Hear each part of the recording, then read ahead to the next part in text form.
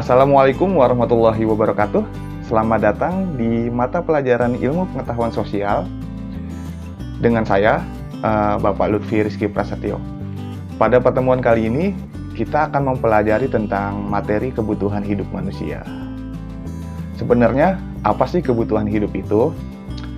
Sebagai manusia, kita memerlukan hal-hal yang dapat mendampingi kehidupan kita supaya kita bisa hidup dengan layak. Misalkan, tubuh kita memerlukan energi untuk dapat beraktivitas sehari-hari, mulai dari belajar, olahraga, membantu orang tua misalkan. Nah, untuk dapat melakukan aktivitas itu, ada energi yang harus diasupkan ke dalam tubuh kita. Energi itu kita dapatkan melalui makanan yang bernutrisi tinggi. Nah, berarti salah satu kebutuhan kita adalah kebutuhan terhadap makanan supaya kita bisa beraktivitas dalam kehidupan sehari-hari. Ada juga misalkan contohnya, sebagai manusia tentu kita akan melakukan pergerakan dari satu tempat ke tempat lain. Misalkan pergerakan dari rumah ke sekolah. Seandainya jarak dari rumah ke sekolah kita itu jauh, kita memerlukan suatu alat yang dapat mempersingkat waktu penempuhan jarak dari rumah ke sekolah. Nah, yang bisa memenuhi kebutuhan kita supaya bisa mempersingkat waktu tersebut adalah suatu moda transportasi. Bisa moda transportasi pribadi seperti sepeda motor, atau mobil, atau moda transportasi umum seperti bis kota, misalkan busway, atau kereta api, atau moda transportasi yang ramah lingkungan seperti sepeda. Nah, itu adalah salah satu contoh gambaran dari kebutuhan hidup kita yang ada di kehidupan kita sehari-hari. Kebutuhan manusia itu terbagi dari beberapa jenis. Yang pertama, kita bisa menentukan kebutuhan manusia berdasarkan intensitasnya. Yang kedua, kita bisa menentukan kebutuhan manusia berdasarkan sifatnya. Selanjutnya, kita bisa menentukan kebutuhan manusia berdasarkan waktunya. Selanjutnya, kita bisa menentukan kebutuhan manusia berdasarkan subjeknya. Nah, berdasarkan intensitasnya, intensitas itu apa sih? Intensitas itu tingkat urgensinya, tingkat kepentingannya. Nah, kebutuhan manusia berdasarkan intensitasnya terdiri dari kebutuhan primer. Kebutuhan primer itu kebutuhan utama yang jika kita tidak penuhi, maka itu akan berpengaruh terhadap kehidupan kita. Contoh kebutuhan primer, makan, seperti yang ada di contoh di awal tadi. Kalau kita tidak makan, maka akan berpengaruh terhadap fisik kita. Fisik kita menjadi lebih rentan terhadap penyakit, fisik kita menjadi lebih lemah untuk melakukan aktivitas. Itu, makan adalah salah satu contoh dari kebutuhan primer.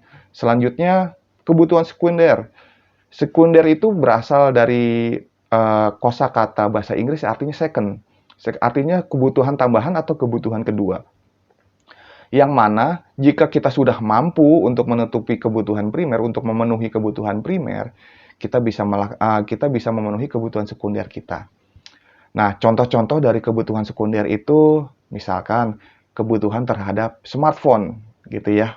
Misalkan kita butuh smartphone untuk bersosmed atau berkomunikasi dengan orang-orang yang ada di sekitar kita atau orang-orang yang berada jauh dari kita. Atau kita misalkan membutuhkan sebuah alat musik, misalkan saya butuh gitar untuk sebagai hiburan di skala waktu saya senggang. Nah, itu kebutuhan sekunder. Kebutuhan sekunder itu apabila tidak dipenuhi, itu tidak akan terlalu berpengaruh terhadap kehidupan kita. Misalkan gini, kalau saya butuh gitar nih di kebutuhan sekunder, tapi kalau saya uangnya tidak cukup untuk membeli gitar, lalu saya tidak punya gitar, apakah saya akan kelaparan? Tentu tidak. Apakah fisik saya akan menjadi drop? Tentu juga tidak. Apakah nanti akan hidup saya menjadi tidak layak? Tentu tidak. Ada barang mewah, di mana kita sudah mampu mencukupi kebutuhan utama kita, kebutuhan primer kita sudah cukup, kebutuhan sekunder kita sudah cukup, lalu kita masih memiliki kemampuan, masih memiliki pendapatan yang banyak, sisa pendapatan yang banyak. Nah, di sini kita berpikir nih, saya mau membeli kebutuhan yang kira-kira mewah nih, misalkan saya saya ingin membeli mobil mewah seperti Lamborghini, atau saya ingin membeli emas 24 karat di toko emas yang rantai, nanti saya kalungin rantainya di leher saya supaya berkilauan. Nah, itu adalah kebutuhan tersier, kebutuhan terhadap barang mewah. Oke, kita lanjut ke kebutuhan berikutnya, yaitu kebutuhan berdasarkan sifat. Berdasarkan sifat, kebutuhan itu terdiri dari kebutuhan jasmani dan kebutuhan rohani.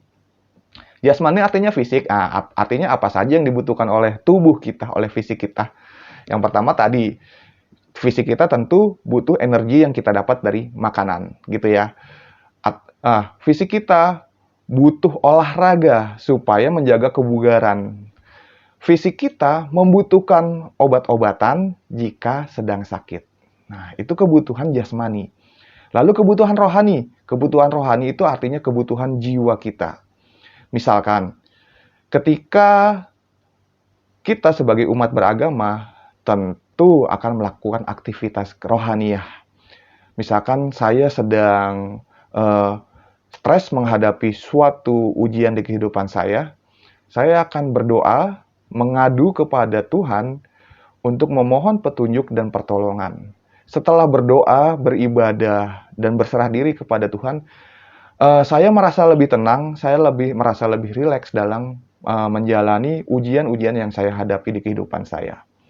Atau misalkan, saya lagi bete nih, lagi gabut, nggak ada kerjaan apa-apa. Kira-kira yang membuat saya senang apa ya? Oh, saya nonton film misalkan. Saya nonton film yang lagi happening. Misalkan saya nonton film drama Korea supaya saya senang gitu. Atau saya mendengarkan musik ya. Menonton film, mendengarkan musik, beribadah itu tidak berbentuk, tapi itu akan dirasakan, akan berpengaruh terhadap suasana hati kita, terhadap jiwa kita. Itu yang disebut kebutuhan rohani. Selanjutnya adalah kebutuhan berdasarkan waktunya. Kebutuhan berdasarkan waktunya. Nih, waktunya itu ada waktu sekarang, ada waktu yang akan datang, ada kebutuhan yang sifatnya tidak terduga. Waktunya nih nggak tahu nih kapan terjadinya.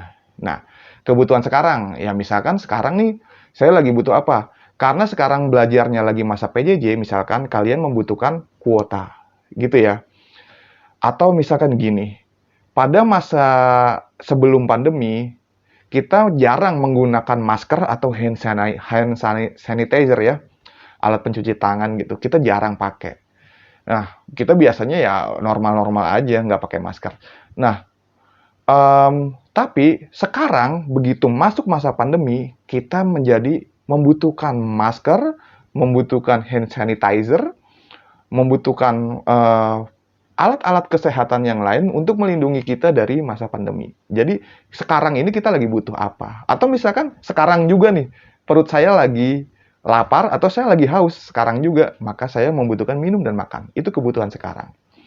Lalu bagaimana dengan kebutuhan di masa depan atau kebutuhan di masa yang akan datang? Kita tentu punya proyeksi atau punya tujuan, keinginan apa-apa aja yang kita butuhkan di masa depan. Misalkan gini, kenapa kita bersekolah gitu ya? Ketika bersekolah, apakah manfaat realnya akan kita langsung rasakan? Tentu secara material, manfaat realnya nanti akan kita rasakan setelah kita lulus sekolah. Jadi manfaatnya kita akan kita rasakan di masa yang akan datang, gitu ya. Jadi kita bersekolah untuk mencapai kebutuhan di masa yang akan datang. Nah, ini adalah kebutuhan di masa akan datang. Kebutuhan di masa akan datang apa? Kita menjadi orang yang sukses misalkan. Nah, itu kebutuhan menjadi sukses kita laksanakan dari sekarang. Nah, suksesnya kan nanti gitu. Nah, itu adalah kebutuhan yang di masa yang akan datang. Atau gini, saya punya keinginan untuk membeli sebuah rumah gitu ya. Saya ingin membeli sebuah rumah, tapi rumah itu harganya mahal. Kira-kira bagaimana supaya saya dapat membeli? Nah, saya membuat sebuah proyeksi atau sebuah rencana bahwa 5 tahun dari sekarang saya akan membeli rumah itu. Jadi 5 tahun dari sekarang itu adalah kebutuhan yang masa yang akan datang. Terus bagaimana cara saya memenuhinya? Caranya saya adalah menabung atau menyisihkan sedikit demi sedikit penghasilan saya untuk alokasi pembelian rumah 5 tahun yang akan datang. Itu ya, itu kebutuhan di masa yang akan datang contohnya. Lalu kebutuhan tidak terduga. Tidak terduga tuh misalkan saya tidak merasakan apa-apa malam ini atau hari ini atau pagi ini, tapi tiba-tiba pada siang harinya saya merasakan pusing. Nah, itu kan tidak terduga tuh. Orang paginya sehat-sehat saja, tiba-tiba pas masuk waktu siang, saya ngerasa pusing. Maka saya membutuhkan apa? Membutuhkan obat-obatan, gitu ya. Nah, itu kebutuhan yang tidak terduga. Atau saya berangkat ke sekolah atau berangkat bekerja gitu, tiba-tiba di tengah jalan ban sepeda motor saya bocor. Maka saya membutuhkan apa? Saya membutuhkan alat penambal ban bocor yang ada di abang-abang yang menyediakan penambalan ban. Itu kan tidak terduga. Saya harus mengeluarkan uang. Padahal saya tidak menduga bahwa saat saya berangkat itu ban saya akan bocor. Gitu. Itu ya. Jadi tiba-tiba terjadi sewaktu-waktu aja. Itu namanya kebutuhan tidak terduga. Selanjutnya, kebutuhan berdasarkan subjeknya. Kebutuhan berdasarkan subjeknya itu ada subjek pelakunya ya. Pelakunya itu ada individu atau satu orang, kebutuhan satu orang, atau kebutuhan banyak orang. Kebutuhan satu orang macam-macam kayak tadi yang sudah disebutkan, yang sudah dicontohkan tadi, kebutuhan makan, kebutuhan minum, kebutuhan sekolah gitu ya. Itu kebutuhan saya secara individu. Kebutuhan nonton film drakor gitu, itu kebutuhan saya secara individu. Nah, kebutuhan kelompok itu gimana? Nah, kalian tentu pernah kan belajar kelompok gitu ya.